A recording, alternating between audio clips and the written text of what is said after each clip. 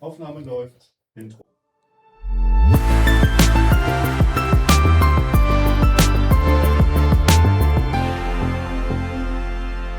Wunderschönen guten Abend und herzlich willkommen zu Future Skills, Fähigkeiten für die Arbeitswelt von morgen. Und ganz getreu unserem Motto, Alex versaut immer das Intro, haben wir das gemacht. Das weiß aber keiner, weil das schon die 4. Aufnahme ist. Aber nicht so schlimm, das macht ein bisschen gute Stimmung. Obwohl, die brauchen wir gar nicht. Denn ich habe heute einen ganz besonderen Gast. Vorher gehen natürlich Grüße raus an Per Johumsen, der heute leider nicht dabei sein kann, und an Tim hinter der Technik. Heute haben wir einen Vertreter einer Größe des deutschen E-Commerce zu Gast, den CTO von Taveo und Fein, Alexander Luke Roddes. Herzlich willkommen. Moin. Schön, dass du da bist. Mit dir wollen wir heute mal wahrscheinlich auch über KI müssen wir reden, über Bezos Machtfantasien im Lager, aber auch über euren raketenhaften Aufstieg im E-Commerce-Bereich. Über das Reshaping von deutschen Hintern und alles, was dazu gehört. Kannst du ganz kurz mal ausführen, CTO der Gruppe, wann bist du dazugekommen? Also ich glaube, das ist jetzt knapp 2,5 Jahre her. Also ganz genau weiß ich das nicht mehr aus dem Kopf. Fühlt sich an wie gestern. Also ist unglaublich hohes Tempo bei uns. Ich glaube, das war kurz nachdem die Firma so über die 40, 50 Millionen Euro gekommen ist und da Chris und Amelie einfach ein professionelles Management aufsetzen wollten. Das war so roundabout der Zeitpunkt. Okay. Genau, du hast jetzt schon mal gesagt, ne? Damals bei 40, ihr seid jetzt mittlerweile über 100 Millionen im Umsatz. Angefangen hat alles in der Wohnung, im Wohnzimmer. Was war die größte Herausforderung, von der du weißt, auf diesem Weg hin vom Wohnzimmer bis zu Lagerhallen? Und was war dann danach die größte Herausforderung, der größte Wandel, den du mitbegleitet hast jetzt? Ich glaube, das Lager war immer, also deswegen ist Taveo auch sehr weit vorne, was Lagerautomatisierung angeht und generell Logistik. Das war für die Company ein ganz großes Problem. Am Anfang in der Wohnung, ne, auch vom Bett von Amelie gefühlt und später vom Sofa. Aber auch später, als Taveo dann in, ich sag mal, so ein Startup-Hub gezogen ist, da gibt es halt auch nicht viel Platz. Und wenn du dann immer größer werdende Umsätze und Bestellmengen quasi aus einem 50 Quadratmeter Raum versuchst zu erfüllen, wird das schwieriger und schwieriger. Also ich glaube, das war immer ein Problem, die Logistik des Wachstums anzupassen, glaube ich, das könnte man sagen. Einmal an alle da draußen, wir haben noch Platz für Sponsoren. Diese Folge wird aber von euch unterstützt und von uns, das heißt dem Agila Norden e.V., unserer Dachveranstaltung. Future Skills, Fähigkeiten für die Arbeitswelt von morgen, ist eine gemeinnützige Tätigkeit unter dem unter dem Schirm des gemeinnützigen agilanorden.ev. Falls ihr Ideen, Wünsche, Anmerkungen, Feedback habt für uns zu der Sendung, zu anderen Veranstaltungen, zum Verein generell, wenn ihr Mitglied werden wollt oder auch mal Gast, so wie Georg hier, dann schreibt uns einfach eine E-Mail an info@agila-norden.de. Falls ihr hier einen der Sponsorenplätze, die gerade frei sind, ergattern wollt, meldet ihr euch auch an info@agila-norden.de und dann kommen wir da ins Gespräch. Ansonsten zählt natürlich oder ist alles wertvoll, was ihr hier auch auf der jeweiligen Plattform machen könnt, bei Spotify, YouTube und Co. Also liken, subscriben, sharen, das Ganze da füttert den Algorithmus, dass mehr Leute diese Inhalte auch zur Verfügung gestellt bekommen. Und jetzt kommen wir wieder zu dir. Wir waren gerade beim Tüten zusammenkleben, Päckchen fertig machen auf dem Bett der Gründerin. Genau, also Logistik mit dem Wachstum in der Firma mitzuhalten, war halt unglaublich schwierig. Ne? Und ich glaube, deswegen sind die dann Stück für Stück auch in immer mehr Automatisierung reingegangen, ne? Bis dann letzten Endes zum Autostore, was, ich sag mal so, der Goldstandard in der Logistikautomatisierung ist für kleine und mittelständische Unternehmen. Kannst du einmal kurz für alle, die zuhören, die nicht wissen, was es ist, was ist ein Autostore? Also ein Autostore ist eigentlich eine riesige Box, die beliebig an Umrisse des Gebäudes angepasst werden kann. Da sind große Säulen drin, die so 8 bis 10 Boxen wirklich drin sind. Und obendrauf fahren auf Schienen so kleine Roboter rum. Und wenn jemand sagt, ich brauche eine Scrunch Pants in was weiß ich, Babyblau, dann fährt ein kleiner Roboter los, weiß, das ist in Kiste 7 ganz unten und dann lagert er die Kisten um, bis er ganz unten ankommt und fährt das dann zu der Person, die das dann rausnimmt. Das ist so der Autostore. Jetzt sind wir schon direkt im Thema eigentlich drin, wollte ich später anschreiben, springen wir halt, finde ich gut. Wie viele Roboter, wie viele Menschen habt ihr noch im Lager? Ich glaube, es sind 150 Roboter mittlerweile, die oben immer auf dem Ding rumfahren. Mal mehr, mal weniger, ne? Also je nach Auslastung und manche haben auch Ouchies, die müssen dann rausfahren und werden dann gepflegt. Die einzigen Menschen, die wirklich noch an der Logistik teilhaben, sind im Quotation Mark Tunnel. Die stehen dann da wirklich in so einem Karussellport und da fahren dann einfach Kartons vor sie und da kommen die Kisten an und dann machen sie wirklich nur eine Hose raus in die Kiste und drücken eine Farbe und dann kommt die nächste Kiste. Also sehr undankbar eigentlich. Du bist ja wahrscheinlich fachlich bedingt ja voll im Bilde, was hier der Nvidia-Chef neulich verkündet hat. Nach AI ist es jetzt Physical KI, die halt das nächste große Ding, Bezos hatte ich jetzt schon angekündigt, müssen wir drüber reden, dass der massiv in Robotik und tatsächlich KI-gestützte Roboter dann als nächste Stufe investiert. Kurz noch auch da für alle, die da nicht so bewandert sind. Roboter machen halt das, was ihnen einprogrammiert wird, immer wieder repetitiv und physische KI ist halt das nächste Level von Robotik an der Stelle, dass tatsächlich die Roboter in der physischen Welt sehen und tasten, also erfühlen können und da die Umgebung wahrnehmen und daraufhin reagieren. Nicht nur, und das Ganze dann nicht nur in der Cloud, sondern im physischen Raum. Und vor ein paar Wochen, je nachdem, wann jetzt die Zuschauer das Ding konsumieren hier, gab es ja auch gerade einen öffentlichen Test, wo am Fließband der Mensch 24 Stunden gegen den Roboter gearbeitet hat. Ist das bei euch ein Thema? Wie weit sind wir da generell noch weg? Also ich glaube, da muss man differenzieren. Ne? Also einmal AI und auch Physical AI, das nächste nach Agents und so weiter. Ja. Das ist so ein bisschen wie Networking-Events. Auf Networking-Events hört man eigentlich fast die ganze Zeit, Networking-Events sind wichtig. Ja. Und bei KI ist es halt ähnlich. Dir wird eigentlich immer wieder erzählt, wie wichtig KI ist von Leuten, die KI benutzen wollen und verkaufen wollen, vor allen Dingen. Ich glaube, da ist ein gewisser Wert drin, auch in Physical AI kann ein Wert drin sein. Ich glaube, das ist man noch lange nicht erreicht. Also ich glaube, viel mehr erreicht man im Moment bei AI und auch Physical Robotic mit den ganz normalen Bread-and-Butter-Geschichten. Ne? Also ob das nun bei AI Klassifizierung ist oder Prediction oder. Und bei Physical Robotik sind es eigentlich wirklich die ganz stumpfen Arme. Ne? Das ist bei uns auch geplant. Die machen dann einfach ganz stumpfe Aufgaben immer wieder. Da ist dann eine gewisse Art von Quotation Mark AI mit beteiligt, aber eigentlich sind das relativ deterministische Prozesse. Genau. Und alle, die dir jetzt die Expertise vielleicht noch nicht zugehören, ihr habt ja gerade erst vor kurzem Ansbach, eins der modernsten Lager in Deutschland, auch Europas, genau, aufgemacht. Also auf jeden Fall Deutschland, als es eröffnet wurde. Genau. So, und da, das heißt, du weißt schon ein bisschen, wovon du redest. Das ist ja schön, weil ich auch in der Recherche im Vorfeld dieser Sendung echt Schwierigkeiten hatte, was auch Dark Factories und so weiter angeht. Viele Berichte gefunden, ja, China macht das schon lange, bis hin mit dem gleichen Videomaterial, China wird das in 2028 irgendwann hinkriegen oder bis 2030. Hast du da eine Info so in der Industrie, wie realistisch ist das eigentlich? Also 2 Sachen. Also wirklich Dark Factory, die sind ja nie wirklich dark. Ne? Also da ist sehr hoch automatisiert und am Ende sind aber trotzdem noch Leute da, die Roboter heil machen, wenn irgendwas kaputt geht oder ne, so. Ich glaube ansonsten, dass das wirklich 100% oder wirklich in großem Maße eingesetzt wird. Das ist so ein bisschen wie Fusionsenergie. Ne? Also es wird immer wieder gesagt, in 10 Jahren kommt das, ne?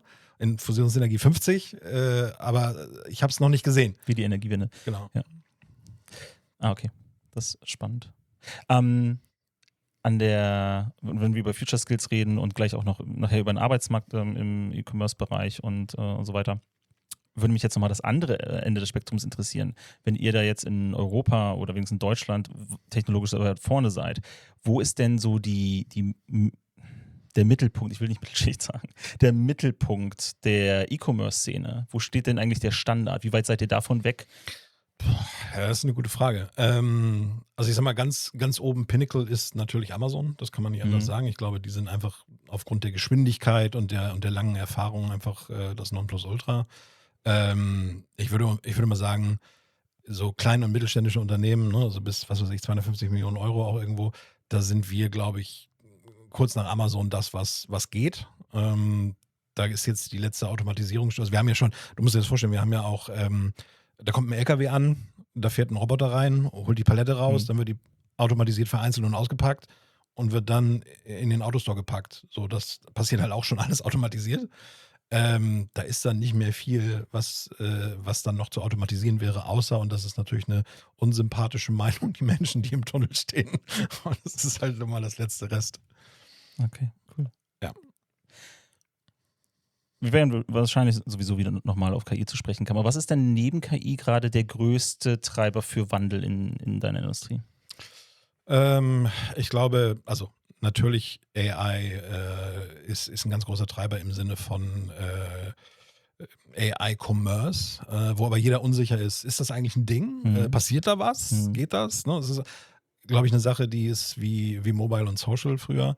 Das muss man im Auge behalten und muss auch darauf setzen, dass es was wird. Aber ich glaube, das ist so einer der größten Treiber im Moment. Und genauso AI-Coding. Ne? Also wenn mein CMO zu mir kommt und sagt so, hey, wir machen jetzt das Frontend mit hier, das macht der Justus mit Claude. Und das ist dann aber letzten Endes Code, der dann beim Kunden landet. Und da möchtest du natürlich, dass das auch irgendwie halbwegs sicher ist. Also das ist auch ein ganz großer Treiber. Ja, Safety und Security sind wieder aufstrebende Themen. Ja. Merkt man ganz doll. Ne? Was hat ein Kollege heute erst gesagt? Naja, wenn seitdem GitHub keinen Tag mehr ohne Auto schafft, ist das halt wieder relevant. Ich muss gerade ein bisschen schmunzeln, weil ich habe auch beim Kunden einen Marketingkollegen, der genauso mit heißen KI-Ideen dann um die Ecke kommt und dann erstmal erklärt bekommt, ja, und so könnte man das dann wirklich.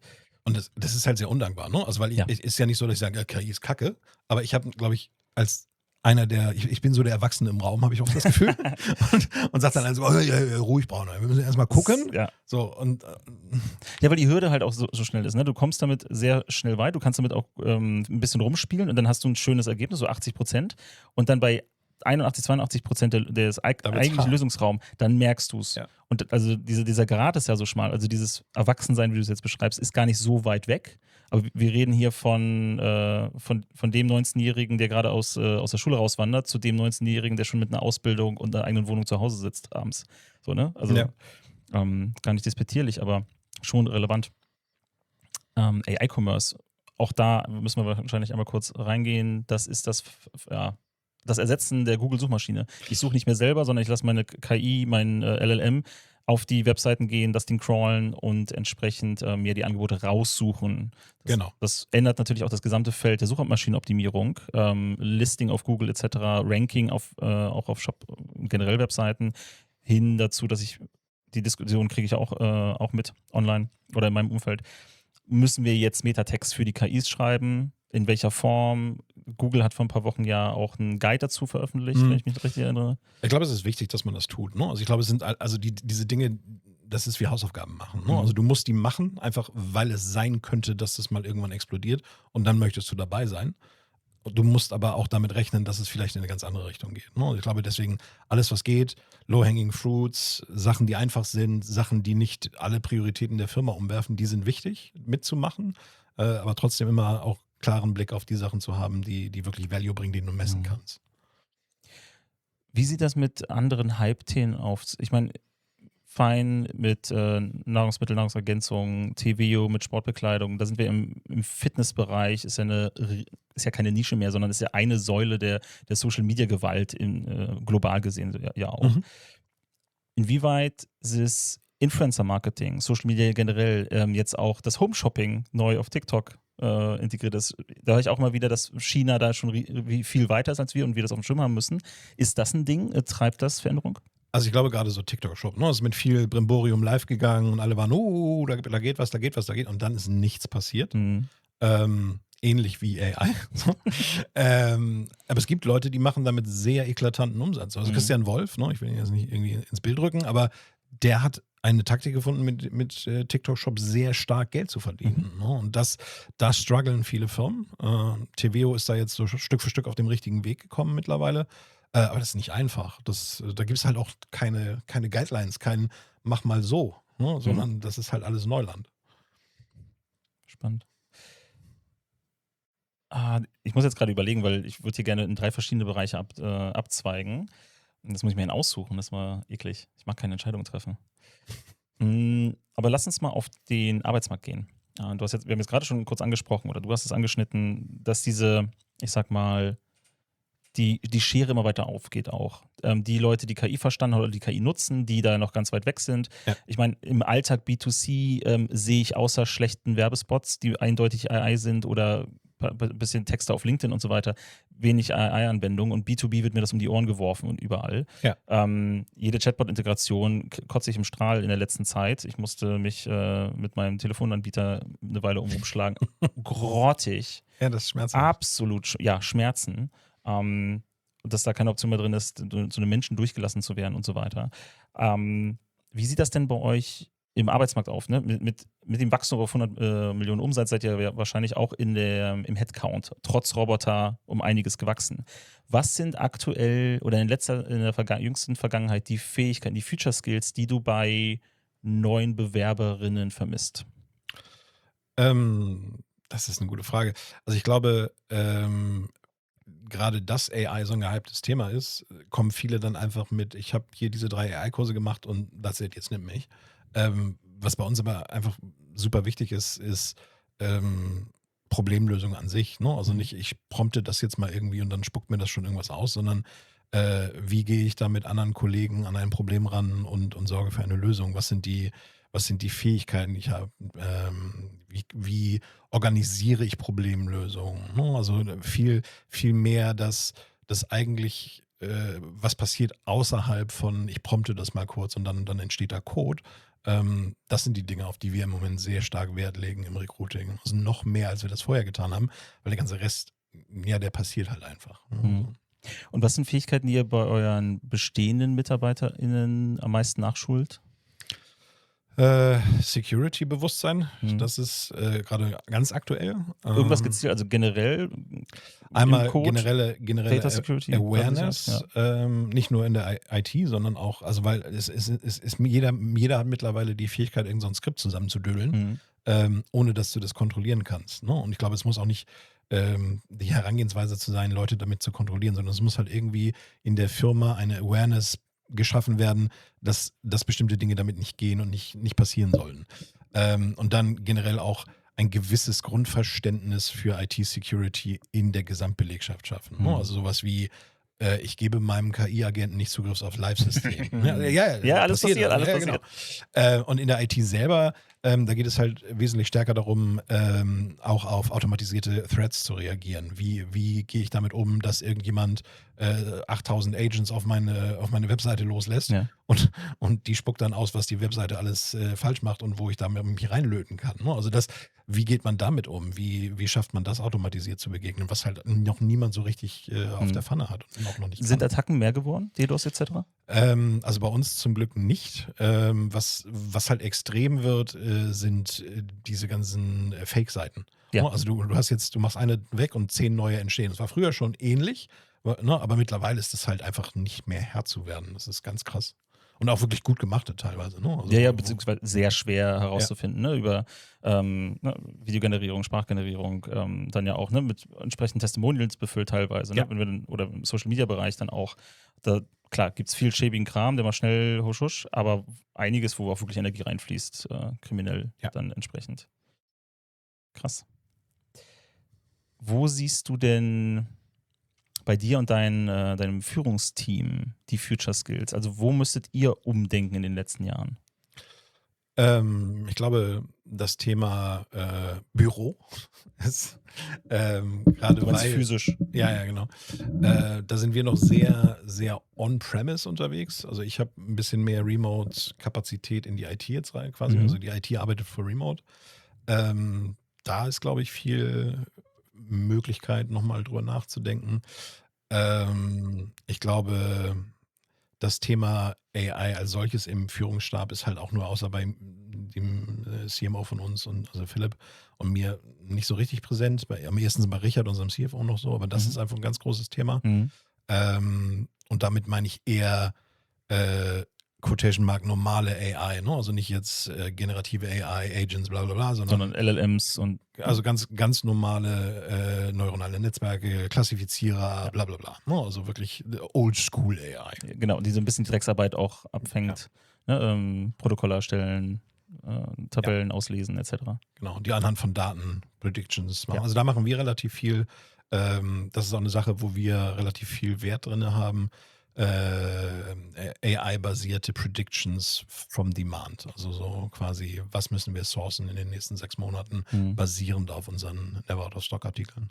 Und in deinem persönlichen Führungsstil, hast du da eine Veränderung bemerkt, jetzt wo mehr KI durchkommt und auch die Sorgen damit? Ist dann Tendenz eher hin zum Menschen, in Anführungszeichen? Ist es faktenbasierter, weil die KI dir das mehr unterfüttern kann? Oder hast du da was mitbekommen? Also was ich ganz stark merke bei mir und also auch immer wieder in die Meetings trage, ist, wenn wir damit arbeiten mit KI, dann müssen wir gucken, wie war es denn davor und wie ist es danach? Also weil das passiert ja ganz schnell. Du führst irgendein AI-Produkt ein und dann sagst du, geil, jetzt läuft das. Aber in Wirklichkeit verursacht das dann an 7 anderen Stellen mehr Arbeit, die du aber nicht mitkriegst, weil in deinem Bereich funktioniert es ja. So, das heißt, diese KPI, ich sag mal, Awareness, die es ja früher eigentlich auch schon hätte geben sollen, ist jetzt noch wichtiger, weil sonst führst du halt sehr viele Sachen ein, die am Ende aber die Effizienz eher senken, als dass sie verbessern. Hat KI bei euch Leute ersetzt? Ich glaube im Videobereich, da würde ich sagen, ja. Wirklich Position oder nur einzelne Jobs bzw. Tätigkeiten? Einzelne Tätigkeiten. Also ich glaube, wir haben früher sehr viel mehr Content-Producer, Quotation Mark gehabt, ne, die einfach so Shorts gemacht haben und so, ihr macht ja auch Shorts über AI. Also wir geben jetzt relativ viel Geld in der Videoproduktion aus für Erstellung von Bildern, von Videos, von Werbung. Ne? So, das ist schon passiert. Es sind aber weniger, dass jetzt du musst gehen, sondern es wurde einfach gesagt, wir brauchen eigentlich noch 4 Videobearbeiter. Ja, nee, doch nicht. So, Ja. so, das passiert halt. Und dann eine Frage noch, die bisher immer sehr spannend ist, weil sie so kontrovers von Industrie zu Industrie dann tatsächlich zu Buche schlägt. Wie sieht es mit dem Arbeitsmarkt aus? Sucht ihr gerade massiv in das Wachstum, also auch gemessen an eurem Wachstum? Habt ihr Schwierigkeiten, passende Leute zu finden? Wir haben ja schon drüber gesprochen, ne? Welche Skills dir gerade fehlen. Wie sieht das eigentlich aus? Ja und nein. Also wir haben die IT bei TVO, also ich komme ja von der Quality Group, da haben wir irgendwie 150 Leute gehabt für fast 1 Milliarde Euro Umsatz, also relativ viele Leute. Und bei TVO haben wir es bewusst sehr viel schmaler aufgesetzt und auch da sehr viel automatisierter. Also wir haben alle Anbindungen über eine iPaaS-Plattform gemacht, also eine Integrationsplattform. Wir haben eine sehr schmale IT aufgesetzt, weil ich und Max, der das damals alles aufgebaut haben bei TVO, gesagt haben, das ist so the next thing. Ne? Also mit sehr kleiner IT, sehr schmaler IT, sehr große Betriebe bewirtschaften. Deswegen suchen wir, ich sag mal, Leute, aber sehr spezialisiert und sehr kompetente Leute, nicht 7 Junior-Entwickler oder sowas. Ne? Also es sind sehr klare, umrissene Rollen und sehr hohe Anforderungen an diese Position. Jetzt hast du gerade gesagt, Juniors. Das ist ein Muster, das immer mal wieder genannt wird, dass weniger Junioren gesucht werden. Ist das bei euch auch der Fall? Ja, dagegen kann ich mich momentan aber schlecht wehren. Ja. Wir stellen trotzdem Junioren ein im Admin-Bereich und im DevOps-Bereich. Aber das wird uns in 4, 5 Jahren massiv auf die Füße fallen, weil wer kontrolliert denn den ganzen Shit noch, der da aus dem Prompts rauspurzelt? Das können ja nur Senior-Entwickler machen oder normale Entwickler. Ne? Und die sterben dann Stück für Stück aus und es kommen wenig Leute nach oder die Leute, die nachkommen, sind gar nicht mehr selber wirklich in der Lage zu überlegen, okay, ist das jetzt eigentlich gerade richtig gelöst oder wie löst man das eigentlich richtig? Ja, und vor allem ziehen wir jetzt in die Generation rein, die mit diesem Scheiß ja aufgewachsen sind. Also die auch merkt man ja auch ganz anders damit umgehen. Ne, auf KI-Stimmen, ich merke das jetzt bei meinen Kindern, die sind jetzt relativ klein, aber die stören sich an KI-Stimmen nicht wie ich. So, ich merke, was ist das für ein grausiges Ding? Und das ist halt normal für die, weil die wollen halt was Bestimmtes gucken auf YouTube und dann ist halt da die Stimme übersetzt. Ja. Oder weil sie noch kein Englisch können, dann holen sie sich halt die deutsche Übersetzung. Das stört die, da sind die ganz anders feinjustiert, merke ich, und denen fallen dann andere Sachen viel schneller auf. Feinjustiert oder abgestumpft. Beides möglich. Ja. Ich möchte jetzt auch nicht von meinen Kindern auf andere schließen. Ne? Das ist bei uns fachbedingt beide Eltern in der IT. Dadurch ist auch die Medienkompetenz nochmal anders ein Thema. Durchaus.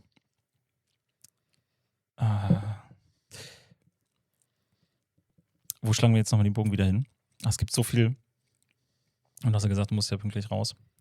Dementsprechend nochmal eingangs auf den zweiten Teil meiner ersten Frage. Was war denn die größte Veränderung während deiner Beteiligung am Unternehmen? Was war so die größte Krise, größte Wandel, den ihr überstehen musstet? Also ich glaube, eine große Krise gab es nicht. Es gab 2 große Projekte. Das eine Du bist ja nach Corona reingekommen, du hast Glück gehabt. Und geopolitisch seid ihr jetzt auch nicht, obwohl Lieferketten. Das ist, also unsere Schuhe waren, ich glaube, 3 Monate irgendwo zwischengeparkt und keiner wusste, wo die sind. Ne? So, aber ich glaube, das Wechsel vom normalen WMS-System und händischem Picking zum Autostore, das war das ganz große Ding. Da gibt es Videos von mir, wie ich selber oben noch auf dem Autostore rumkraxel und irgendwie den Roboter schiebe, weil er kaputt ist. Und dann das Thema Integration-Plattform. Also es gab schon eine bei TVO, die aber einfach zusammengebrochen ist unter der Menge der Orders, die TVO mittlerweile eingefahren hat. Und da sind wir dann gewechselt auf eine sehr viel modernere, größere Enterprise-Hypers-Plattform. Ja. Das sind so die beiden großen Dinge. In diesem ganzen Wandel, jetzt auch hin zu einem größeren Unternehmen, obwohl ihr ein moderates Team seid vom Headcount her, ich kenne dich von früher noch eher sehr menschenbezogen, pragmatisch. Hat sich das gewandelt? Nein, gar nicht. Also, obwohl du sagst, also gleichzeitig ein bisschen kontrovers, dieses Thema Security wird auch immer wichtiger. Also da würden ja einige in das andere Extrem wechseln und sagen, okay, dann müssen wir jetzt erstmal Systeme schaffen, die skalierbar sind und das Ganze architektonisch und strukturell auf eine Basis stellen. Aber du bist da immer noch auch eher dem Wandel zugeneigt. Also, der Wandelbarkeit. Das schließt sich ja nicht aus. Ne? Also wenn du sehr gute Leute... Für einige schon, darum stelle ich die Frage. Also wenn du sehr gute Leute am Start hast, dann ist das Einführen von neuen Systemen, besonders wenn es eine Integration-Plattform gibt und so weiter, ja nicht schwierig. Ne? Es ist immer ein Akt, aber es ist nicht unmöglich. Und das ändert ja nichts daran, wie ich mit Menschen umgehe. Ne? Also die Leute, die an diesen Systemen arbeiten, die neue Systeme einführen, ist immer noch wichtig, dass die eine große Autonomie haben, dass sie viel Rückendeckung haben, dass sie wissen, dass sie nicht auf den Deckel kriegen, wenn irgendwas schief geht, sondern dass ich dabei um zu helfen.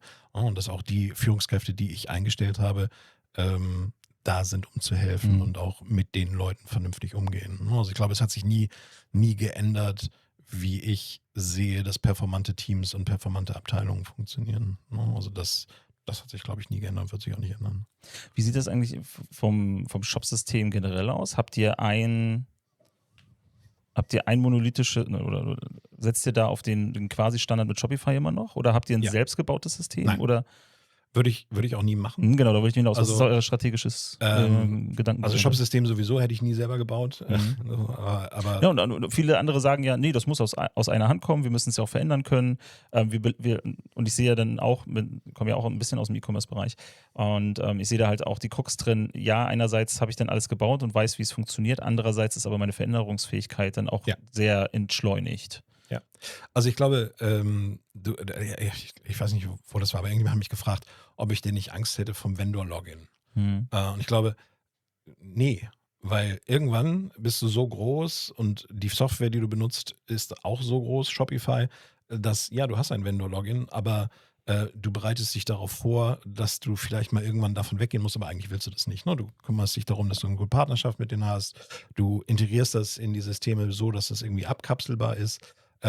Aber du kommst an dieser Software eigentlich nicht vorbei, wenn du extrem schnell und extrem stark skalieren willst. Also wir machen jetzt auch unsere neuen Projekte, also POS für die Messen, für ein anderes Projekt vielleicht auch noch, für verschiedenste Sachen über Shopify, den B2B-Shop, den Influencer-Shop, all das läuft über Shopify. Und also ich sag mal, den Influencer-Shop, den haben wir in 2 Wochen umgesetzt. Ne? Also das geht einfach super schnell und das ist das, worauf wir Wert legen. Spannend. Wo geht für dich und das Unternehmen die Reise noch hin? Was ist euer Ziel für die nächsten Jahre? Es kommt drauf an, was du als Zeithorizont definierst. Aber Sagen wir mal, wir sind jetzt 2026 bis 28, 29, so die nächsten 3 Jahre. ja, also ich glaube, der Wunsch wäre natürlich irgendwie auf einem sehr hohes Niveau an Umsatz zu kommen. Ich sag mal 400, 500 Millionen Euro. Ne, so. Wie realistisch das ist in der jetzigen Situation der Gesamtwelt, das muss man schauen. Aber ich Jetzt glaube, hat ja jeder schon 3 so eine Sporthosen. Wir ja, wollten genau. jetzt noch andrehen. Irgendwann sind alle erst belegt. Ja. Aber wir internationalisieren ja gerade sehr stark und da hat TVO echt unglaublich gute Traction in vielen Märkten gewonnen. Auch in der USA, in den UK, Kanada. Das ist, glaube ich, da ist noch sehr viel Total Addressable Market übrig für TVO. Das ist also auf jeden Fall Internationalisierung, Umsatzwachstum. Und dann, ich glaube, fein einfach sehr stark auszubauen. Also da haben wir am Anfang das so ein bisschen wie das Stiefkind an der Seite gehabt. Mittlerweile hat es aber, also gerade in den letzten paar Monaten, extrem an Fahrt aufgenommen. Im Fitnessmarkt ist das ja jetzt, wenn man nicht alles falsch macht, relativ gut möglich. Das ist also etwas, wo ich also wirklich mich drauf freue, zu gucken, wo sich das hin entwickelt. Und was ist die Strategie für deinen Bereich, auch in Bezug auf Future Skills, auf KI-Integrierung, auf das Problem, dass diese Juniorenlücke entsteht? Wo siehst du da das Unternehmen in den nächsten Jahren? Also ich glaube, zum einen sind wir gerade dabei, automatisiertes Coding in den Teams stärker zu bewerkstelligen. Also am Anfang ist da ja immer so ein gewisser, nee, eigentlich will ich das selber machen. So, ne? Und dann Stück für Stück, also ohne dass man es zwingt, ne? Einfach weil die Leute das dann selber Also macht ihr anfangen keine Vorgaben, dass die Leute Vibe coden müssen? in meiner und Abteilung tun's? nicht. Nein. Nein, auf gar keinen Fall. Finde ich total doof. Also wenn du jemanden dazu zwingst, etwas zu machen. Aber dann- hast du Incentives platziert, also Anreize geschaffen, dass die Leute, dass sie vielleicht mal mit dir einen Kaffee trinken oder du auf den Schulter klopfst? Also ja, natürlich Schulterklopfen, aber es gibt kein monetäres Incentive oder Nein, sonst. Ne? Also es ist nicht, dass du musst jetzt 3-mal gepromptet haben diese Woche, damit du befördert wirst. Das ist Quatsch. Du kriegst Payback-Credits. Ja, Für genau. alle 10.000 Credits, die du nutzt, kriegst du halt. Nee, ich auf deine glaube, Kaffeekarte. die Leute merken Stück für Stück, Mhm. das ist ein Tool wie jedes andere und es kann mir unglaublich stark helfen, wenn ich weiß, wie ich es einsetzen kann. Und das merke ich gerade, greift so Stück für Stück um sich. Ne? Also in der BI, in unserer Software. Wir haben eine sehr kleine Softwareentwicklung, weil wir eigentlich keine Software selber programmieren wollten. Dann haben wir uns doch Ein entschieden, paar Sachen macht man dann doch. einen Loyalty Club selber zu bauen. Und da merken die Leute jetzt auch mehr und mehr, wie ihnen das da hilft. Also sehr schnell Prototypen und Features zu entwickeln, die man dann ausprobieren kann, die dann aber trotzdem wieder nochmal sehr stark durchleuchtet werden und umgewandelt werden in vernünftigen Code. Aber bei euch ist immer noch auch das Rollenprofil da, das Coder-Coden und andere Bereiche halt auch das machen, was in ihrer Expertise liegt? Oder weichen sich wie andererorts diese Rollenprofile auch durch den technologischen Wandel auf? Ich glaube, es geht mehr dahin, dass man stärker in Testing geht bei uns und diese Tests aber selber schreibt. Also ist halt nicht geil, wenn du irgendwie Testsuiten erstellst und überall drin steht, okay, und die laufen dann einfach durch. Ne? Ist es da? Ja. Ja, genau. Ist cool. Also das passiert. Also weil dann ist es auch wirklich ein ganz gutes Mittel, wenn du selbstgeschriebene Unit Integrations und funktionale Tests hast, der KI dann auch so ein bisschen zu sagen, nee, das funktioniert das Ganze nicht. Ne? Das funktioniert schon ganz gut. Es geht noch mehr in Kommunikation mit den Fachbereichen. Gerade weil die sich dann auch gerne mal einfach selber zusammen vor so einen Cloud-Prompt setzen und sagen, so, können wir den schieben, so. Und dann hat das einen höheren Mehrwert, einfach weil die Kommunikation untereinander dadurch verstärkt wird. Das sehe ich mehr als den Mehrwert. Ne? Also wenn du zusammen vor so einem Prompt sitzt und du musst nicht 3 Stunden warten, um was weiß ich, das Feature in einem anderen Pivot nochmal anders auszuprobieren, dann fördert das die Zusammenarbeit und die Kreativität viel stärker, als es früher der Fall war. Ja, und ja, es gibt Bereiche, die versuchen jetzt natürlich selber Sachen irgendwie zu lösen, aber da fällt auf, oft sind es dann wirklich ganz kleine Dinge, die sie lösen und da finde ich das okay. Auf der anderen Seite haben wir sehr strikte Vorgaben, was Zugriff auf die Live-Systeme angeht, eben um zu vermeiden, dass da mit Kundendaten irgendwas passiert oder sonst irgendwelche Dinge gemacht werden, die nicht ganz koscher sind. Arbeitet ihr mit also arbeiten bei euch die Leute eher allein? Pairt ihr? Habt ihr Teamstrukturen? Und wie hat sich das über die Zeit verändert? Also in der IT, es gibt einmal die Haus-IT, ne, also quasi die immer alles mit Netzwerk, WLAN-Abdeckung machen, Servern und so weiter. Und dann gibt es bei uns das Integration-Team, das sich um alles kümmert, was mit der iPaaS-Plattform zu tun hat. Ne? Also die Anbindung ans Shopify-System, die Anbindung ans OMS und. Ne? Also darum sich alles kümmert. Dann gibt es den Shopify-Bereich, da sind im Moment 2 Leute tätig. Die kümmern sich eigentlich um nichts anderes als die technischen Dinge bei Shopify. Also wir haben einmal den E-Commerce-Bereich um die Femke, die kümmert sich um Produkte, Kategorien, ne? Also all das, was wirklich so E-Commerce ausmacht. Und dann gibt es einmal das Team um René, das kümmert sich um Userrechte, Rechte für Applications. Aber es sind wirklich Teams. Es ja, ist nicht genau. Einzelpersonen, um die das eine Rolle also, gewachsen es gibt ist. auch Einzelpersonen, ne? Also Effe zum Beispiel in der Logistik, der arbeitet in der Logistik Mhm. als Product Owner IT. Mhm. Das ist aber ein ganz anderes Rollenprofil, als ich das vielleicht in anderen Firmen hätte. Also der nennt sich zwar Product Owner, aber der ist eigentlich halber ITler, Product Ja, Owner der macht halt da alles. und kann eigentlich einen Logikladen Genau, selber da muss schmeißen. man irgendwie ein Label Genau, drauflegen. ja. So ist das eher bei uns aufgesetzt. Vor allem, wenn jetzt also ihr seid ja relativ schnell stark gewachsen. Viele Unternehmen haben da das Problem, dass Rollen und Domänen, die eigentlich skalierbar irgendwie allgemein beschrieben sein sollten, um Einzelpersonen so in so ein Heldentum reingewachsen sind. Habt ihr das auch gehabt oder seid ihr frühzeitig gegengegangen und wenn ja, wie? Also da bin ich nie also mein Bruder und ich hassen Superhelden. Jetzt im Sinne von, stör mich nicht, ich setze mich jetzt hier mit 3 Energy-Drinks in den Keller und mach das. Das haben wir immer versucht zu vermeiden und haben wir auch bei PTVO relativ gut geschafft. Ich glaube, die einzige Person, bei der es so ein bisschen so ist unser Shopify-Experte René. Einfach weil es lohnt sich nicht, so schnell 2 Shopify-Experten zu haben, die die Technik machen. Ja. Aber ansonsten ist das nirgendwo der Fall, dass wir jemanden haben, wo wir sagen, ohne den würde hier gar nichts. Aber da seid ihr aber aktiv gegengegangen. Ja. Ne? Bei den ganzen Wandel, die wir jetzt besprochen haben, vom Arbeitsmarkt über das Skill-Setup der einzelnen Mitarbeiterinnen mit KI gestützt und also ihr habt ja von der Programmierung bis hin ins Lager ja gerade sehr viel Veränderung mit drin. Gibt es einen Bereich, der stabil bleibt? Gibt es irgendwas in deinem Umfeld, wo du sagst, so, das sieht noch so aus wie vor 5 Jahren? Customer Service, mit Ausnahme, dass da immer mehr Roboter-Stimmen reinkommen. Aber ich glaube, mit denen wir ja eigentlich direktes keiner sprechen.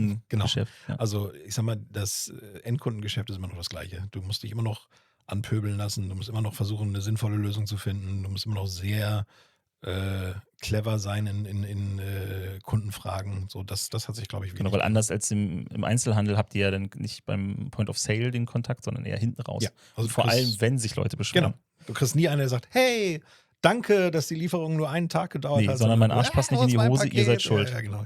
So, als ich die bestellt habe, hat die noch gepasst. Ja, da mache ich keine Aussage zu. Alles klar.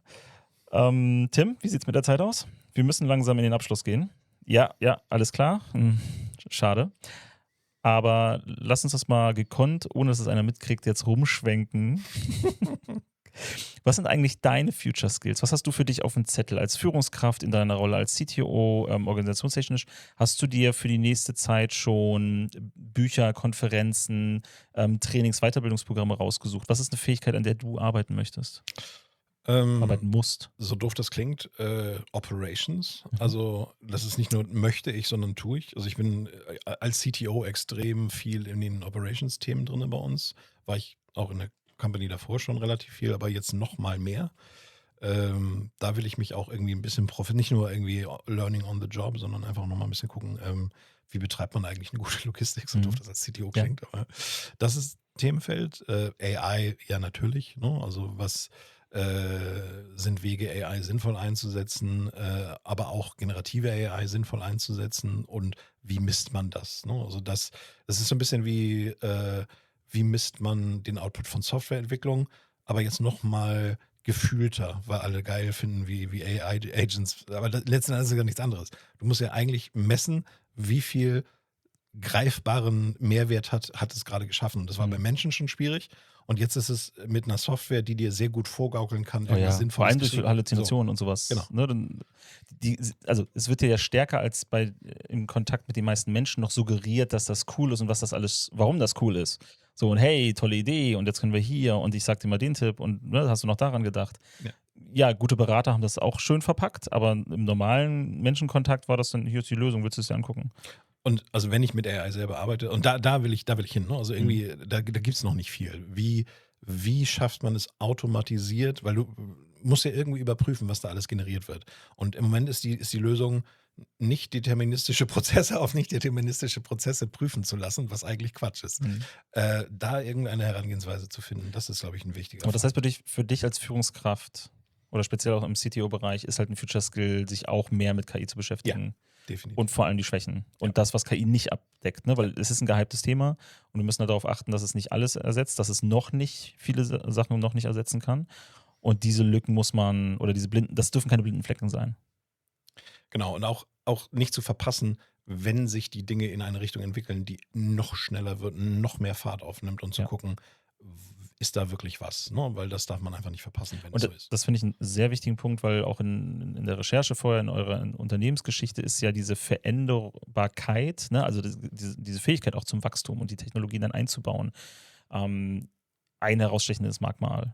Und das hören wir auch immer wieder in den Episoden, dass das auch durchaus ein Future Skill ist, Adaptivität, Agilität, diese Dynamik, Bereitschaft auch, also mit diesem Wandel mitzugehen und das nicht als Gegner zu sehen unbedingt. Ja, aber das ist nicht, das ist für mich kein Future Skill. Also das ist Nein, eigentlich etwas, was die letzten Für dich persönlich nicht. Ja, nee, das soll jetzt nicht für so, die breite Masse und Unternehmen müssen wir es herausstellen. Aber das finde ich ist sicher wichtig, aber das ist, glaube ich, eigentlich, das würde ich als normal ansehen. Also im E-Commerce vielleicht nicht, weil es immer noch mehr Technologie drin ist, aber im Commerce generell, Einzelhandel, da haben wir sehr viele Unternehmen, die darauf sich eher als Bollwerk positionieren und damit versuchen zu überleben. Also den Sturm abzuwarten.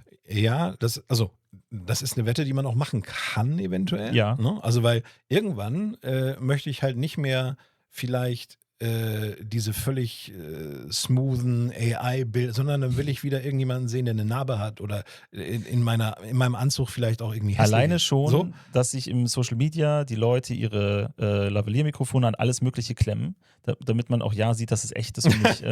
Also zum einen, damit es nicht aussieht wie ein professionelles Interview, weil sie wollen ja nicht Corporate Media sein und hier öffentlich-rechtlich und so oder Privatfernsehen, also Fernsehen, das alte Fernsehen. Und dass es halt einfach auch schlechter generiert ist. Also schlechter generiert sein kann, offensichtlich, wenn ich halt mein Mikrofon in eine Klobürste mache. Ja, damit genau, also ich wie glaube, früher die Streamer, da die wird es eine Welle Twitch-Streamer im geben. Wohnzimmer, Ja, das also dann da wird ins Büro gebaut wurde. Da wird es viel, glaube ich, also der Einzelhandel ist sowieso wieder so ein bisschen am Erstarken, ne? So im Vergleich zu vor 10 Jahren oder so. Und ich glaube, da wird es mehr hingehen. Events vor Ort, Sachen zum Anfassen, authentische Videos, keine KI-Slop-Geschichten, die du irgendwie in den Shop klatscht. Genau, weil man wird ja auch müde. Ja. Immer den gleichen Kram zu sehen. Wenn du mal was anderes sehen willst, und damit kommen wir jetzt tatsächlich leider zum Abschluss, wir haben auch für dich, wie für jeden Gast vorher, einen Baum gepflanzt in Mecklenburg-Vorpommern. Den werden wir dir später per E-Mail noch zuschicken, also das Zertifikat, nicht den Baum selber, Dankeschön. aber mit Koordinaten. Das heißt, wenn du da mal einen sonnigen Abend verbringen möchtest, kannst du tatsächlich hinfahren, dir den angucken. Witzig. Vielen Dank, Alex, dass du hier warst, dass du mit uns das Gespräch geführt oder mit mir das Gespräch geführt hast. Ich hoffe, es hat dir gefallen. Ja, hat Spaß gemacht. Vielen Dank auch an alle da draußen, die bis hierhin zugehört haben. Vergesst nicht, ihr habt eh schon alle abonniert, geliked und subscribed. Ich weiß, ihr seid gute Zuhörerinnen. Tim, vielen Dank an dich hinter der Technik. Grüße gehen nochmal raus an Per und wir sehen uns in der Arbeitswelt von morgen.